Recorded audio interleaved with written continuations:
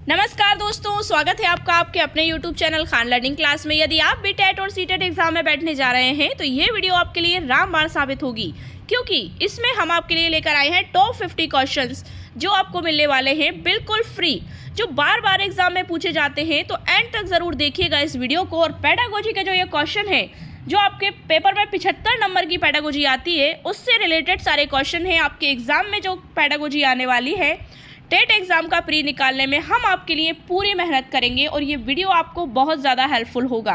बस आप इस वीडियो को एंड तक ज़रूर देखिएगा और बच्चों को भी शेयर करिए ताकि वो बच्चे भी इस फ्री क्लास का लाभ उठा सके। So let's start now this video. पहला प्रश्न है हमारा इसमें, निम्नलिखित में से क्या बच्चों में सृजनात्मकता के विकास में सहायक नहीं है? ऑप्शन ए खेल, ऑप्शन बी भाषण, ऑप्शन सी कहानी लेखन, ऑप्शन डी निर्माण संबंधी क्रियाएं। तो आंसर आप यहाँ देख सकते हैं, निम्नलिखित में से क्या बच्चों के सृजनात्मक के विकास में सहायक नहीं है? तो इसका आंसर है आपका निर्माण संबंधी क्रियाएं। ये आपका राइट आंसर हो जाएगा। नेक्स्ट क्वेश्चन आपका आता है, शिक्षा में फ्रोबेल का महत्वपूर्ण योगदान था का विकास। किसका विकास करना था? शिक्षा में फ्रोबेल का महत्वपूर्ण योगदान जो था वो किसका विकास करना था? ऑप्शन ए व्यावसायिक school, option B public school, option C kindergarten, option D Latin school. So इसका राइट आंसर हो जाएगा किंडरगार्टन। फ्रोबेल की ये विधि थी किंडरगार्टन, जिसे हम केजी के नाम से जानते हैं। केजी का फुल फॉर्म क्या होता है? किंडरगार्टन। तो इससे दो क्वेश्चन आपके क्लियर हो रहा है। केजी का फुल फॉर्म भी कभी कभी पूछ लिया जाता है कि केजी का मतलब क्या होता है, और बहुत से लोगों को ये चीज़ पता नहीं होती है। तो केजी का मतलब क्या होता है? किंडरगार्टन। तो शिक्षा में फ्रोबेल का महत्वपूर्ण योगदान जो था उसका किसका विकास करना था? किंडरगार्टन का, मतलब केजी का। नेक्स्ट क्वेश्चन है हमारा, निम्नलिखित में संश्लेषण का उदाहरण है। निबंध लिखना, संश्लेषण मतलब जो एनालिसिस होता है, संश्लेषण करना। निम्नलिखित में से संश्लेषण का उदाहरण है। दो चीज़ें होती है, संश्लेषण और विश्लेषण। पहला है निबंध लिखना, दूसरा है भाषण देना, तीसरा प्रमेय सिद्ध करना और चौथा चित्र रंगना। तो इसका राइट आंसर हो जाएगा प्रमेय सिद्ध करना। ये आपका संश्लेषण का उदाहरण है। नेक्स्ट क्वेश्चन है, बालक के शारीरिक व क्रियात्मक विकास की दशा होती है। ऑप्शन ए सिर से पैर तथा शरीर के बाहर से मध्य की ओर। मतलब बालक का जो शारीरिक विकास व क्रियात्मक विकास की दशा कैसी होती है, किस प्रकार विकास होता है बच्चे का? ऑप्शन ए सिर से पैर तथा शरीर के बाहर से मध्य की ओर, ऑप्शन बी सिर से पैर तथा शरीर के मध्य से बाहर की ओर, ऑप्शन सी पैर से सिर तथा शरीर के बाहर से मध्य की ओर, ऑप्शन डी पैर से सिर तथा शरीर के मध्य से बाहर की ओर। तो इसका राइट आंसर हो जाएगा सिर से पैर तथा शरीर के मध्य से बाहर की ओर, मतलब ऑप्शन बी आपका राइट आंसर हो जाएगा। नेक्स्ट क्वेश्चन है हमारा, बालक का विकास परिणाम है। ऑप्शन ए वंशानुक्रम का, वातावरण का, वंशानुक्रम तथा वातावरण की अंत्य प्रक्रिया का, या आर्थिक कारकों का। सो बालक का विकास परिणाम क्या है? तो इसका राइट आंसर हो जाएगा वंशानुक्रम तथा वातावरण की अंत्य प्रक्रिया पर निर्भर करता है क्या? बालक का विकास परिणाम। नेक्स्ट क्वेश्चन है, परीक्षा के स्थान पर सतत और व्यापक मूल्यांकन गुणवत्ता मूलक शिक्षा के लिए अधिक उपयुक्त है क्योंकि इसमें ऑप्शन ए संज्ञानात्मक क्षेत्र का मूल्यांकन किया जाता है, ऑप्शन बी सह संज्ञानात्मक क्षेत्र का मूल्यांकन किया जाता है, ऑप्शन सी मूल्यांकन सतत एवं व्यापक क्षेत्रों का होता है, या ऑप्शन डी उपरोक्त सभी। सो इसमें राइट आंसर हो जाएगा उपरोक्त सभी। परीक्षा के स्थान पर सतत और व्यापक मूल्यांकन गुणवत्ता मूलक शिक्षा के लिए अधिक उपयुक्त है क्योंकि इसमें ये तीनों ही चीजें शामिल हैं। नेक्स्ट क्वेश्चन है, प्राथमिक स्तर पर मातृभाषा में शिक्षा देना बेहतर है क्योंकि यह बच्चों में आत्मविश्वास का विकास करेगा, ऑप्शन बी अधिगम को सरल बनाएगा, ऑप्शन सी बौद्धिक विकास में सहायता करेगा, ऑप्शन डी प्राकृतिक वातावरण में बच्चों को सीखने में सहायता करेगा। मतलब प्राथमिक स्तर जो होता है, प्राइमरी लेवल पर मातृभाषा से शिक्षा देना बेहतर है। सो इसमें राइट आंसर हो जाएगा आपका प्राकृतिक वातावरण में बच्चों को सीखने में सहायता करेगा, क्योंकि सबसे पहले जो शिक्षा के सूत्र होते हैं वो सरल से कठिन की ओर होते हैं, ज्ञात से अज्ञात की ओर होते हैं। इसलिए पहले सरल चीज़ें सिखानी है बच्चों को, फिर बाद में कठिन की ओर ले जाना है। नेक्स्ट क्वेश्चन है हमारा, श्याम पट पर लिखते समय सबसे महत्वपूर्ण क्या है? वेरी वेरी इंपॉर्टेंट क्वेश्चन है। ऑप्शन ए अच्छी लिखावट, ऑप्शन बी लेखन में स्पष्टता, ऑप्शन सी बड़े अक्षरों में लिखना, या ऑप्शन डी छोटे अक्षरों में लिखना। तो ये इसमें क्या इंपॉर्टेंट है आप समझ ही गए होंगे। जो भी बच्चे बीएड डीएड कर रहे हैं उनके लिए भी वेरी वेरी इंपॉर्टेंट सा क्वेश्चन है और आगे उनको ये चीज़ों का फेस करना है। तो इसमें क्या आ जाएगा कि शामपट पर लिखते समय सबसे महत्वपूर्ण क्या है, अच्छी लिखावट। मतलब आपके लेखन अच्छा हो। जब अच्छा कब होगा, जब आपके लेखन में स्पष्टता होगी, आपकी हैंडराइटिंग अच्छी होगी, आप प्रॉपर शिरोरेखा का प्रयोग करेंगे, कहाँ किस तरह के शब्द को कैसे लिखना है, ये सारी चीज़ों का नॉलेज आपको होना चाहिए। और कोई भी यदि मेन पॉइंट आप लिखते हैं तो उसके नीचे अंडरलाइन ज़रूर करें। नेक्स्ट क्वेश्चन है हमारा, आपकी कक्षा में एक छात्र देर से आता है तो आप क्या करेंगे। ऑप्शन ए, उसके अभिभावकों को सूचित करेंगे। ऑप्शन बी, उसे दंड देंगे। ऑप्शन सी, कारण जानने की चेष्टा करेंगे। या डी, उस पर कोई ध्यान नहीं देंगे। तो ऑब्वियसली आप समझ ही गए होंगे एज अ टीचर कि आपकी कक्षा में यदि कोई छात्र देर से आता है तो आप क्या करेंगे, उसका कारण जानने की चेष्टा करेंगे। मतलब हमें पहले प्रॉपरली उसका रीज़न पता होना चाहिए कि बच्चा देर से आया तो क्यों आया। नेक्स्ट क्वेश्चन है, शिक्षा का उद्देश्य होना चाहिए। ऑप्शन ए, विद्यार्थियों में व्यावसायिक कुशलता का विकास करना। ऑप्शन बी, विद्यार्थियों में सामाजिक जागरूकता तैयार करना। ऑप्शन सी, विद्यार्थियों को परीक्षा के लिए तैयार करना। ऑप्शन डी, व्यवहारिक जीवन के लिए विद्यार्थियों को तैयार करना। सो इसका राइट आंसर क्या हो जाएगा, शिक्षा का उद्देश्य व्यवहारिक जीवन के लिए विद्यार्थियों को तैयार करना। शिक्षा केवल यही नहीं है कि हम उन्हें किताबी ज्ञान ही सिखाएं, उन्हें व्यवहारिक शिक्षा भी हमें देना आवश्यक है। नेक्स्ट क्वेश्चन है, विद्यार्थी में अवांछित व्यवहार को परिवर्तन करने में सबसे प्रभावी पद्धति है। विद्यार्थी में अवांछित व्यवहार को परिवर्तन करने में सबसे प्रभावी पद्धति क्या है। ऑप्शन है, विद्यार्थी को दंड देना, विद्यार्थी मतलब अभिभावकों के ध्यान में इसे लाना, या अवांछित व्यवहार के कारणों को ढूंढना एवं उपचार का प्रबंध करना, या इसकी उपेक्षा करना। सो ऑब्वियसली आंसर बिल्कुल साफ है, आप समझ गए होंगे कि अवांछित व्यवहार को यदि परिवर्तित करना है तो पहले जो अवांछित व्यवहार के कारण है हमें उनको ढूंढना है, तभी हम उसका उपचार और प्रबंध कर पाएंगे।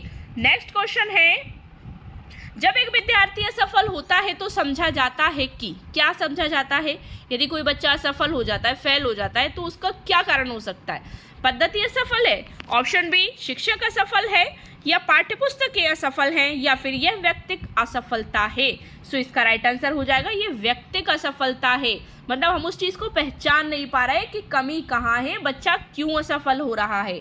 नेक्स्ट क्वेश्चन है, किसी विद्यार्थी की सबसे महत्वपूर्ण विशेषता है। ऑप्शन ए उत्तरदायित्व की अनुभूति, ऑप्शन बी ईमानदारी, ऑप्शन सी सहभागिता, ऑप्शन डी आज्ञाकारिता। सो इसका राइट आंसर हो जाएगा आपका आज्ञाकारिता। मतलब किसी विद्यार्थी की सबसे महत्वपूर्ण विशेषता क्या है कि वो बच्चा आज्ञाकारी होना चाहिए, अनुशासन प्रिय होना चाहिए। नेक्स्ट क्वेश्चन है, आप किसी कक्षा में पाठ पढ़ाते हैं एज अ टीचर। अगर आप टीचर हैं ऑब्वियसली आप किसी कक्षा में पाठ पढ़ाते हैं और एक विद्यार्थी विषय से असंबंधित एक प्रश्न पूछता है तो आप क्या करेंगे। मतलब विषय से अगर कोई क्वेश्चन पूछता है, उसे असंबंधित प्रश्न पूछने की अनुमति देंगे, या उसे असंबंधित प्रश्न पूछने की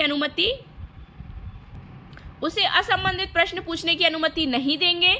सी, उसे गैर अनुशासित समझकर दंडित करेंगे, या कक्षा के बाद प्रश्न का उत्तर देंगे। सो इसका राइट आंसर क्या हो जाएगा, कक्षा के बाद प्रश्न का उत्तर देंगे, क्योंकि एज अ टीचर हमें उसकी समस्या का समाधान करना है, बच्चे को फुल टू सेटिस्फाई करना है, संतुष्ट करना है। नेक्स्ट क्वेश्चन है, एक सामान्य 12 वर्ष की आयु के बच्चे में सबसे अधिक होना संभव है। मतलब एक सामान्य 12 वर्ष की आयु के बच्चे में सबसे अधिक होना संभव है। क्या संभव है, कुल प्रेरक समन्वय में कठिनाई, वयस्कों को खुश करने के बारे में दुश्चिंता की अनुभूति, ऑप्शन सी अब और यहाँ में उसकी रुचियों को सीमित करना, या समकक्षी के अनुमोदन के लिए बेचैनी। सो इसका राइट आंसर क्या हो जाएगा कि एक सामान्य 12 वर्ष के बच्चे की आयु के बच्चे को सबसे अधिक होना संभव है क्या, समकक्षी के अनुमोदन के लिए बेचैनी। मतलब समकक्षी मतलब उसकी जो समान कक्ष में है उसके लिए बेचैनी होना आवश्यक है। नेक्स्ट है, विद्यालय से विद्यार्थियों के भाग जाने का कारण क्या है। देखते हैं, कक्षा शिक्षण में रुचि का अभाव, कि मतलब बच्चे में जो कक्ष में जो शिक्षण चल रहा है उसमें बच्चे रुचि नहीं ले पा रहे हैं, इसलिए बच्चे भाग जाते हैं। विद्यार्थियों के अध्ययन में रुचि का अभाव, कि विद्यार्थियों को कुछ चीज़ समझ में नहीं आ रही, उसमें रुचि नहीं ले रहे हैं। विद्यार्थियों को दंड नहीं देना, या समस्या के प्रति शिक्षकों की निर्दय अभिवृत्ति। सो इसका राइट आंसर क्या हो जाएगा, समस्या के प्रति शिक्षकों की निर्दय अभिवृत्ति कि मतलब समस्या अगर किसी बच्चे को है तो उसका समाधान करने की बजाय हम उस बच्चे को दंड दे रहे हैं, उसको इग्नोर कर रहे हैं, तो ये कारण भी हो सकता है। नेक्स्ट क्वेश्चन है, विद्यालयों में श्रम की स्फूर्ति का विकास करने के लिए ऑप्शन ए, शिक्षक अपने ही श्रम में प्रवृत्ति दिखाएगा, ऑप्शन बी, शिक्षक श्रम के महत्व पर व्याख्यान करेगा, ऑप्शन सी, समय समय पर विद्यार्थियों को श्रम करने का अवसर देना पड़ेगा, या ऑप्शन डी, विद्यार्थियों को श्रम करने वाले लोगों का उदाहरण देना पड़ेगा। तो विद्यालय में श्रम की स्फूर्ति का विकास करने के लिए क्या करना पड़ेगा? समय समय पर विद्यार्थियों को श्रम करने का अवसर देना पड़ेगा, मतलब थोड़े थोड़े समय में हमें विद्यार्थियों से मेहनत करने के अवसर देने होंगे। नेक्स्ट क्वेश्चन है, बाल विकास की परिभाषा का अध्ययन क्षेत्र है जो मानवीय सामर्थ्यों में परिवर्तन का परीक्षण करता है, ऑप्शन बी, जीवन पद्धति के दौरान व्यवहार की व्याख्या ढूंढेगा, ऑप्शन सी, बच्चों की वयस्क तथा वरिष्ठ नागरिकों के साथ तुलना करेगा, ऑप्शन डी, किसी बच्चे के संज्ञानात्मक सामाजिक तथा दूसरे सामर्थ्यों के क्रमिक विकास के लिए उत्तरदायी होगा। तो इसका राइट आंसर हो जाएगा कि किसी बच्चे के संज्ञानात्मक सामाजिक तथा दूसरे सामर्थ्यों के क्रमिक विकास के लिए उत्तरदायी होगा। तो ये इसका राइट आंसर है। नेक्स्ट क्वेश्चन है, प्राथमिक शिक्षक के लिए बाल मनोविज्ञान का ज्ञान आवश्यक है क्योंकि ऑब्वियसली प्राइमरी लेवल जो है, प्राइमरी स्टेटस पर अपन जब पढ़ा रहे हैं तो प्राथमिक शिक्षक के बच्चों के लिए ऑब्वियसली वहाँ तो छोटे बच्चे ही आपको मिलेंगे, तो बाल मनोविज्ञान का ज्ञान होना तो बहुत ज़रूरी है। किस लिए ज़रूरी है देखते हैं, ये बच्चों को अनुशासित बनाने में सहायता करेगा, ऑप्शन बी, परीक्षा के परिणाम में उन्नति होती है, ऑप्शन सी, ये बच्चों को अभिप्रेरित करने के लिए सुविधाजनक तरीका बन जाता है, या ये बच्चों के व्यवहार को समझाने में शिक्षक की सहायता करता है। तो ये राइट आंसर हो जाएगा ऑप्शन डी कि ये बच्चों के व्यवहार को समझाने में या समझने में शिक्षक की सहायता करेगा, क्योंकि जब तक हमारा चाइल्ड डेवलपमेंट या बाल मनोविज्ञान क्लियर नहीं होगा, बच्चे का मन हम नहीं समझ पाएंगे, तो हम बच्चे को कैसे आगे बढ़ा सकते। नेक्स्ट क्वेश्चन है, मानवीय मूल्यों जो प्रकृति में सार्वत्रिक हैं के विकास का अर्थ है मतारोपण, अंगीकरण, अनुकरण या अभिव्यक्ति। सो इसका राइट आंसर हो जाएगा अभिव्यक्ति, मतलब किसी चीज़ को अभिव्यक्त करना, प्रेजेंट करना। नेक्स्ट क्वेश्चन है, अपने विद्यार्थियों को समझने के लिए एक शिक्षक में अच्छी जानकारी होनी चाहिए, ऑब्वियसली होनी चाहिए, किसकी? बाल मनोविज्ञान की, बच्चों को समझने की प्रवृत्ति की, ऑप्शन सी, विषय वस्तु के प्रति विद्यार्थियों के मत की, ऑप्शन डी, उपरोक्त सभी की। सो राइट आंसर क्या हो जाएगा? उपरोक्त सभी की, क्योंकि बाल मनोविज्ञान की जानकारी भी होनी चाहिए, बच्चों को समझने की प्रवृत्ति भी होनी चाहिए, और विषय वस्तु के प्रति विद्यार्थियों का क्या मत है, क्या ओपिनियन है, बच्चे क्या चाहते हैं, ये भी एक शिक्षक को समझना चाहिए। नेक्स्ट क्वेश्चन है, निम्नलिखित में से या निम्न में से किस स्तर में बच्चे अपने समकक्षी वर्ग के सक्रिय सदस्य बनते हैं? मतलब अपने समकक्षी जो उनके साथ है, किस स्तर पर बच्चे किशोरावस्था में बनते हैं, वयस्कावस्था में बनते हैं, प्राक बाल्यावस्था में बनते हैं, मतलब जो पूर्व बाल्यावस्था होती है, या बाल्यावस्था में बनते हैं। तो इसका राइट आंसर क्या हो जाएगा? किशोरावस्था में। समकक्षी मतलब उनके जब समान बच्चे उनके साथ सक्रिय सदस्य कब बनने लगते हैं? जब वो उनको देखते हैं, उनके कार्यों पर ध्यान देते हैं। नेक्स्ट क्वेश्चन है, मनोचित्रण का संदर्भ है, ऑप्शन ए, अर्थग्राह्यता को बढ़ाने की एक तकनीक, मनोचित्रण मतलब मन का चित्रण, जोखिम भरे कार्य करने के लिए कर्म योजना, ऑप्शन सी, मन का चित्र खींचना, या ऑप्शन डी, मन के कार्य का अन्वेषण। सो इसका राइट आंसर हो जाएगा आपका मन के कार्य का अन्वेषण करना, मनोचित्र का संदर्भ है। नेक्स्ट क्वेश्चन है, बालिका शिक्षा को महत्वता देना उचित है क्योंकि बालिकाएं बालकों से अधिक बुद्धिमती होती हैं, ऑप्शन बी, बालिकाएं बालकों से अल्पसंख्यक होती हैं, ऑप्शन सी, अतीत में बालिकाओं को बुरी तरह से विभेदित किया जाता था, या किसी सामाजिक परिवर्तन के नेतृत्व में केवल बालिकाएं ही समर्थ होती हैं। सो इसका राइट आंसर क्या हो जाएगा कि किसी सामाजिक परिवर्तन के नेतृत्व में केवल बालिकाएं ही सामर्थ्य दिखाती हैं, सबसे पहले आगे आती हैं। नेक्स्ट क्वेश्चन है, विकास शुरू होता है कहाँ से? उत्तर बाल्यावस्था से, या प्रसव पूर्वावस्था से, या शैशवावस्था से, या फिर पूर्व बाल्यावस्था से? तो विकास कहाँ से शुरू हो जाता है? प्रसव पूर्ण अवस्था से। जब बच्चा माता के गर्भ में होता है तभी से उसका विकास होना शुरू हो जाता है। नेक्स्ट क्वेश्चन है, बहुविध बुद्धि सिद्धांत के अनुसार सभी प्रकार के पशुओं, खनिजों और पेड़ पौधों को पहचानने और वर्गीकृत करने की योग्यता क्या कहलाती है? देखते हैं, तार्किक गणितीय विधि कहलाती है, प्राकृतिक बुद्धि कहलाती है, भाषिक बुद्धि कहलाती है, या फिर स्थानिक? सो इसका राइट आंसर हो जाएगा प्राकृतिक बुद्धि कहलाती है, क्योंकि ये सब बहुविध सिद्धांत सभी प्रकार के पशु, खनिज, पेड़ पौधे, ये सब क्या हैं? पेड़ पौधे, खनिज प्राकृतिक हैं, तो तार्किक क्या कहलाएगा? इसका प्राकृतिक बुद्धि कहलाएगी। नेक्स्ट क्वेश्चन है, चिंतन अनिवार्य रूप से है एक, क्या है चिंतन? संज्ञानात्मक गतिविधि, मनोगतिक प्रक्रिया, मनोवैज्ञानिक परिघटना या भावात्मक व्यवहार। तो चिंतन क्या है आपका? संज्ञानात्मक गतिविधि, मतलब संज्ञान करना, किसी चीज के बारे में सोचना, जानना, समझना, ऐसी गतिविधि करना। तो हम सोचेंगे कब? चिंतन। चिंतन जब हम करेंगे तो हम संज्ञान करेंगे, कुछ जान पाएंगे।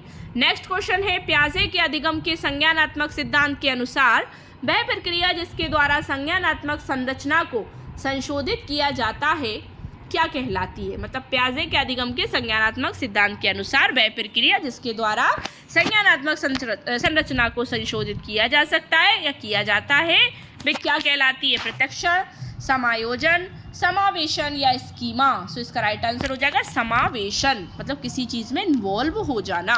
नेक्स्ट क्वेश्चन है, विज्ञान एवं कला प्रदर्शनी, संगीत एवं नृत्य प्रस्तुतियां तथा विद्यालय पत्रिका निकालना के लिए हैं। किसके लिए? शिक्षार्थियों को सृजनात्मक मार्ग उपलब्ध कराने। ऑप्शन बी, विभिन्न व्यवसायों के लिए विद्यार्थियों को प्रशिक्षित करने, विद्यालय का नाम रोशन करने या अभिभावकों को संतुष्ट करने। तो विज्ञान एवं कला प्रदर्शनी, संगीत एवं नृत्य प्रस्तुतियां किस लिए निकालना जरूरी है? शिक्षार्थियों को सृजनात्मक मार्ग उपलब्ध कराने के वो क्रिएटिविटी पर ध्यान दे सके। नेक्स्ट है, कौहल वर्ग के अनुसार, इंपॉर्टेंट क्वेश्चन है, सही और गलत के बारे में निर्णय लेने में शामिल चिंतन प्रक्रिया को कहा जाता है कौहल वर्ग के अनुसार। ऑप्शन ए, सहयोग की नैतिकता, ऑप्शन बी, नैतिक तर्कणा, ऑप्शन सी, नैतिक यथार्थवाद, ऑप्शन डी, नैतिक दुविधा। सो इसका राइट आंसर क्या हो जाएगा? नैतिक तर्कणा, मतलब नैतिक तर्क करना। नेक्स्ट क्वेश्चन आता है, शिक्षकों को यह सलाह दी जाती है कि वे अपने शिक्षार्थियों को सामूहिक गतिविधियों में शामिल करें, क्योंकि सीखने को सुगम बनाने के अतिरिक्त ये में भी सहायता करती है। मतलब ये तो सीखने को तो सुगम बनाती है कि वो सामूहिक गतिविधियां भी करवाएं, नहीं तो बच्चों को खेलकूद क्यों करवाए जाते हैं स्कूल्स में? इसीलिए तो ये सहायता किसमें करेगी? दुश्चिंता, सामाजिकरण, मूल्य द्वंद्व या आक्रामकता। तो इसका राइट आंसर हो जाएगा, ये उनको सामाजिकरण करने में मदद करेगी, बच्चा सामाजिकता के गुण सीखेगा। नेक्स्ट है, एक विद्यार्थी अपने समकक्ष व्यक्तियों के समूह के प्रति आक्रामक व्यवहार करता है और विद्यालय के मानदंडों को नहीं मानता, तो इस विद्यार्थियों को में सहायता की आवश्यकता है। मतलब ऐसे विद्यार्थियों को किसकी आवश्यकता है? भावात्मक क्षेत्र की, उच्च स्तरीय चिंतन कौशल की, या संज्ञानात्मक क्षेत्र की, या फिर मनोगत्यात्मक क्षेत्र की। तो इसमें आ जाएगा आपका भावात्मक क्षेत्र, मतलब उनके अंदर भावनाएं उत्पन्न करना है, उन्हें इमोशनली सिखाना है। नेक्स्ट क्वेश्चन है, निम्नलिखित में से कौन सा मुख्य रूप से आनुवांशिकता संबंधी कारक है? आंखों का रंग, सामाजिक गतिविधियों में भागीदारिता, समकक्ष व्यक्तियों के समूह प्रति अभिवृत्ति या चिंतन पैटर्न। तो आप समझ ही गए होंगे कि आनुवांशिकता संबंधी कारक कौन सा होगा? आंखों का रंग, क्योंकि ये वंशानुगत होते हैं, आनुवांशिक होते हैं, जो पेरेंट्स के अकॉर्डिंग चलते हैं, अपने पूर्वजों के अकॉर्डिंग चलते हैं, वंशानुक्रम के अकॉर्डिंग चलते हैं। नेक्स्ट है, शिक्षकों को अपने विद्यार्थियों की त्रुटियों का अध्ययन करना चाहिए। त्रुटियों मतलब गलतियों का अध्ययन करना चाहिए, क्योंकि वह प्रायः की ओर संकेत करती है। किसकी ओर? ऑप्शन ए, योग्यता के अनुसार समूह बनाने हेतु दिशा निर्देश, ऑप्शन बी, विभिन्न प्रकार के या भिन्न प्रकार के पाठ्यचर्या या पाठ्य चर्चा की आवश्यकता, उनके ज्ञान की सीमा या आवश्यक उपचारात्मक युक्तियों। तो शिक्षकों को अपने विद्यार्थियों की त्रुटियों का अध्ययन करना चाहिए, क्योंकि ये प्रायः की ओर संकेत करती हैं। किसकी ओर करती हैं? आवश्यक उपचारात्मक युक्तियों की ओर संकेत करती हैं। नेक्स्ट क्वेश्चन है, संजना हर पाठ को बहुत जल्दी सीख लेती है। ऑब्वियसली एक स्टूडेंट है क्लास की, संजना हर पाठ को जल्दी सीख लेती है, जबकि रंजना उसे सीखने में ज़्यादा समय लेती है। तो ये विकास के किस सिद्धांत को दर्शाता है? मतलब कोई बच्चे का कैचिंग पावर ऐसा रहता है, वो जल्दी समझ में आ जाता है उसको, किसी बच्चे को थोड़ा देर से समझ में आता है। नेक्स्ट इसका ऑप्शन है, व्यक्तिक भिन्नता है, अंत्य संबंध है, निरंतरता या सामान्य से विशिष्ट की ओर है। तो इसका राइट आंसर क्या हो जाएगा? व्यक्तिक भिन्नता है। मतलब ये इसमें दोनों में ये डिफरेंस है कि वो कुछ अलग सीखती है और वो कुछ अलग तरह से सीखती है, तो ये व्यक्तिक भिन्नता होगी। नेक्स्ट क्वेश्चन आता है, निम्नलिखित में से किसके अतिरिक्त सभी वातावरणीय कारक विकास को आकार देते हैं? निम्नलिखित में से किसके अतिरिक्त सभी वातावरणीय जो कारक हैं विकास को आकार देते हैं? ऑप्शन ए पौष्टिक की गुणवत्ता, ऑप्शन बी संस्कृति, ऑप्शन सी शिक्षा की गुणवत्ता या गुणात्मकता, ऑप्शन डी शारीरिक गठन। तो क्या आ जाएगा? वातावरणीय कारक विकास को आकार देते हैं। सो राइट आंसर हो जाएगा शारीरिक गठन। निम्नलिखित में से किसके अतिरिक्त, मतलब शारीरिक गठन के अतिरिक्त सभी वातावरणीय कारक विकास को आकार देते हैं। नेक्स्ट है, क्योंकि शरीर की हमेशा वृद्धि होती है, एक अच्छी पाठ्यपुस्तक से बचती है लैंगिक समानता, सामाजिक उत्तरदायित्व, लैंगिक पूर्वाग्रह या लैंगिक संवेदनशीलता। एक अच्छी पाठ्यपुस्तक से बचती है। सो इसमें राइट आंसर क्या हो जाएगा? लैंगिक पूर्वाग्रह से बचती है। नेक्स्ट क्वेश्चन है, पियाजे के अनुसार संज्ञानात्मक विकास के किस चरण पर बच्चा वस्तु स्थायित्व को प्रदर्शित करता है? मतलब पियाजे के अनुसार संज्ञानात्मक जो विकास है उसके किस चरण में बच्चा वस्तु स्थायित्व करने लगता है? मतलब अपनी वस्तुओं को सहज कर संभाल कर रखने लगता है। मूर्त संक्रियात्मक चरण में, औपचारिक संक्रियात्मक चरण या संवेदी प्रेरक चरण या पूर्व संक्रियात्मक चरण में? तो कौन सी आ जाएगा इसमें? पूर्व संक्रियात्मक चरण में वो सोचने समझने लगता है और अपनी वस्तु स्थायित्व की प्रवृत्ति उसके अंदर आ जाती है। नेक्स्ट क्वेश्चन है, विकास के परिप्रेक्ष्य में समय के साथ होने वाले परिवर्तनों में निम्न में क्या शामिल है? ऑप्शन ए रूप, दर, अनुक्रम या ये सभी। परिप्रेक्ष्य के मतलब विकास के परिप्रेक्ष्य में समय के साथ जो परिवर्तन होते हैं उसमें क्या शामिल है? तो इसमें आ जाएगा आपका ये सभी शामिल है, रूप, दर, अनुक्रम, ये सभी समय के साथ परिवर्तित होते हैं। नेक्स्ट है, वह विचारात्मक प्रक्रिया जिसमें नूतन, वास्तविक तथा उपयोगी अवधारणाओं का प्रस्तुतिकरण निहित हो कही जाती है। मतलब वह विचारात्मक प्रक्रिया जिसमें नूतन मतलब नया, वास्तविक मतलब स्पष्ट जो सही हो तथा उपयोगी अवधारणाओं का प्रस्तुतिकरण निहित हो, उसे क्या कहा जाता है? रचनात्मकता, अभिनव, बुद्धिमत्ता या फिर नव विचार। सो इसका राइट आंसर क्या हो जाएगा? रचनात्मकता कहा जाता है, क्योंकि कोई भी चीज़ जब हम बनाते हैं तो उसमें रचना करते हैं, उसमें कुछ नया भी होता है, वास्तविकता भी होती है और वो उपयोगी भी होती है। नेक्स्ट है, माता पिता से वंशजों में स्थानांतरित होने वाले लक्षणों को कहा जाता है। मतलब माता पिता में जो गुण, जो आदतें होती हैं वही बच्चों में आती हैं, तो उसको क्या कहा जाता है? पर्यावरण, option B gene, option C आनुवांशिकता या ऑप्शन डी होम्योस्टैसिस। सो इसका राइट आंसर क्या हो जाएगा? आप समझ गए होंगे, आनुवांशिकता होती है जो वंशानुगत चलती है, जो बच्चों में, जो माता पिता में जो आदतें होती हैं वो उनके बच्चों में ज़रूर आती है, तो ये आनुवांशिकता होती है। नेक्स्ट है, एकीकृत छात्र केंद्रित अधिगम के लिए पाठ्यक्रम में निम्नलिखित में से क्या लाभकारी नहीं है?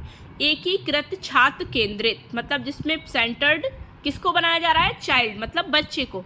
अधिगम के लिए पाठ्यक्रम में निम्नलिखित में से क्या लाभकारी नहीं है? ऑप्शन ए छात्र का अभिप्रेरण विकास, ऑप्शन बी सहकर्मी संचार का विकास, ऑप्शन सी छात्र शिक्षक संबंध का विकास या निर्माण, या खोज सक्रिय अधिगम का ह्रास। तो इसका राइट आंसर क्या हो जाएगा? खोज सक्रिय अधिगम का ह्रास इसमें लाभकारी नहीं है, बाकी सब इसमें लाभकारी है। नेक्स्ट क्वेश्चन है, बुद्धि का कौन सा सिद्धांत सामान्य बुद्धि जी और मतलब जी मतलब जनरल और विशिष्ट बुद्धि एस, जिससे मतलब है स्पेसिफिक मतलब विशिष्ट, की उपस्थिति का समर्थन करता है? नियम प्रतिकूलन सिद्धांत, गिलफोर्ड के बुद्धि का सिद्धांत, स्पीयरमैन का द्विखंड सिद्धांत या वर्नॉन का पदानुक्रम सिद्धांत?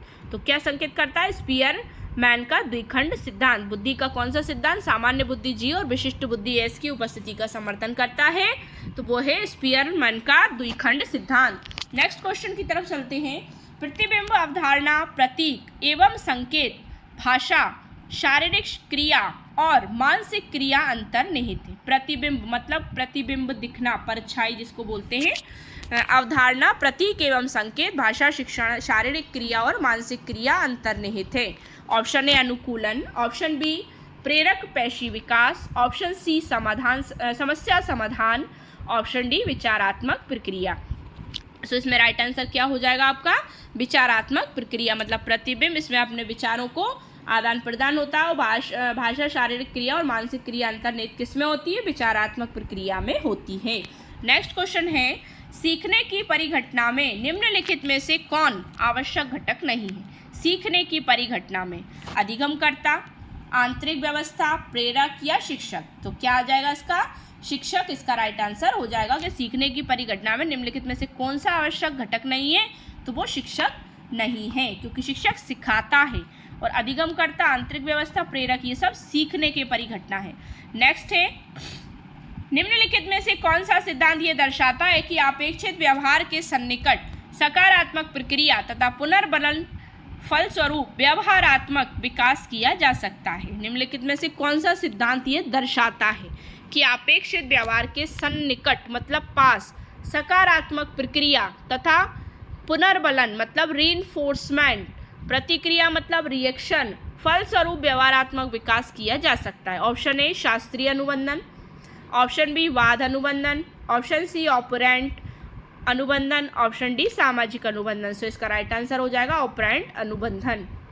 नेक्स्ट क्वेश्चन है, वह प्रक्रिया जिसके द्वारा माता पिता ये अनुमान लगाते हैं कि उनके बच्चे में सभी सकारात्मक गुण हैं क्योंकि एक गुण सकारात्मक है कहलाता है। मतलब माता पिता, वह एक प्रक्रिया जिसके द्वारा माता पिता ये अनुमान लगाते हैं कि उनके बच्चे में सभी सकारात्मक गुण हैं क्योंकि एक गुण सकारात्मक है कहलाता है। परिवेश का प्रभाव, ऑप्शन बी हावथॉर्न का प्रभाव, ऑप्शन सी प्रभाव का नियम, ऑप्शन डी प्रतिलोम परिवेश का प्रभाव। सो इसका राइट आंसर हो जाएगा परिवेश का प्रभाव, मतलब जिस जगह वो रहते हैं परिवेश आसपास का, उसका प्रभाव उन पर ज़्यादा पड़ता है। नेक्स्ट क्वेश्चन है, रमेश और अंकित की समान बुद्धि लब्धि 120 है। IQ उनका कितना है 120, 120 है। रमेश अंकित से 2 वर्ष छोटा है। यदि अंकित की आयु 12 वर्ष हो तो रमेश की आयु मानसिक आयु क्या होगी? 9 वर्ष, 10 वर्ष, 12 वर्ष या 14 वर्ष। मतलब रमेश और अंकित की समान बुद्धि लब्धि कितनी है 120 है। रमेश अंकित से 2 वर्ष छोटा है और यदि अंकित की आयु 12 वर्ष है तो उसकी आयु, रमेश की आयु कितनी होगी? सो इसका राइट आंसर आप समझ ही गए होंगे, इसकी राइट आंसर हो जाएगा 12 वर्ष। मतलब उसकी आयु कितनी होगी? 12 वर्ष होगी। आंसर अगला है, निम्नलिखित में से कौन असतत चर का उदाहरण नहीं है? निम्नलिखित में से कौन असतत चर का उदाहरण नहीं है? आयु, लिंग, वैवाहिक या आवासीय स्थान। सो इसका राइट आंसर हो जाएगा आयु। मतलब आयु इसका असतत चर का उदाहरण नहीं है। नेक्स्ट है, छात्र की, आज की वीडियो का हमारा लास्ट क्वेश्चन, छात्र की प्रयोगात्मक दक्षता के आकलन का यथोचित रूप है। साक्षात्कार मतलब इंटरव्यू, अवलोकन, प्रश्नावली या लिखित परीक्षा। सो इसका राइट आंसर क्या हो जाएगा? छात्र की प्रयोगात्मक दक्षता का आकलन करने के लिए क्या करना चाहिए? अवलोकन करना चाहिए, उसका निरीक्षण। ये थी हमारी शॉर्ट एंड सिंपल सी वीडियो। आई होप सो आपको वीडियो पसंद आया होगा। अगर आपको वीडियो पसंद आया हो तो वीडियो को लाइक शेयर करिए, चैनल को सब्सक्राइब करिए और बेल आइकन प्रेस करना बिल्कुल ना भूलें, जिससे कि आप हमारी कोई भी लेटेस्ट अपलोड मिस ना करें। Thanks for watching my video. See you again with the next video. Thank you so much once again.